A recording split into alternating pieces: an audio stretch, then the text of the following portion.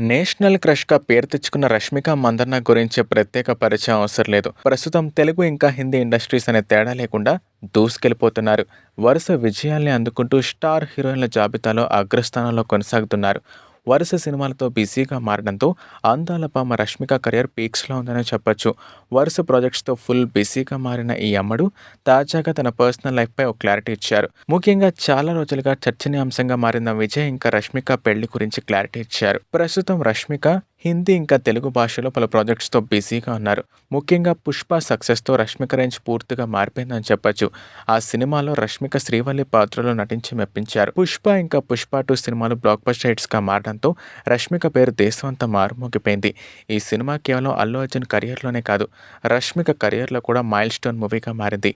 ఈ సక్సెస్‌తో రష్మిక హిందీ ఇంకా తెలుగు ఇండస్ట్రీస్‌లో వరుస ప్రాజెక్ట్స్‌తో ముందుకు దూసుకెళ్లిపోతున్నారు. ఇటీవలే 'గర్ల్ ఫ్రెండ్' సినిమా రిలీజ్ ఈవెంట్‌లో యాంకర్ రష్మికను "మీకు ఎలాంటి అబ్బాయిలు నచ్చుతారని" అడిగారు. అప్పుడే ఆడియన్స్ నుంచి "రౌడీ లాంటి వాళ్ళు" అంటూ గట్టిగా కేరింతలు కొడుతూ అరిచారు. రౌడీ అంటే విజయ్ దేవరకొండకు ఫ్యాన్ నేమ్ అని తెలిసింది. దాంతో రష్మిక సిగ్గుపడుతూ "అందరికీ తెలుసు, అంతే అంతే" అంటూ చేత్తో సంకేతాలు ఇచ్చేశారు. దీంతో సోషల్ మీడియాలో ఆమె సమాధానం వైరల్ అయింది. రష్మిక ఇంకా విజయ్ల నిశ్చితార్థం తర్వాత ఆమె తొలిసారిగా పబ్లిక్ ఈవెంట్లో కనిపించడం కూడా ఆసక్తి రేపింది. గత నెల అక్టోబర్ 3న వీరిద్దరి ఎంగేజ్మెంట్ జరిగిందని సోషల్ మీడియాలో బలంగా ప్రచారం జరిగింది.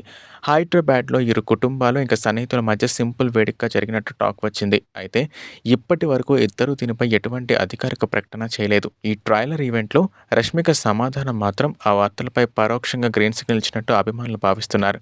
మాటల్లో చెప్పకపోయినా రష్మిక బాడీ లాంగ్వేజ్ అంతా చెప్పేస్తుంది అంటూ నెటిజన్స్ కామెంట్స్ చేస్తున్నారు.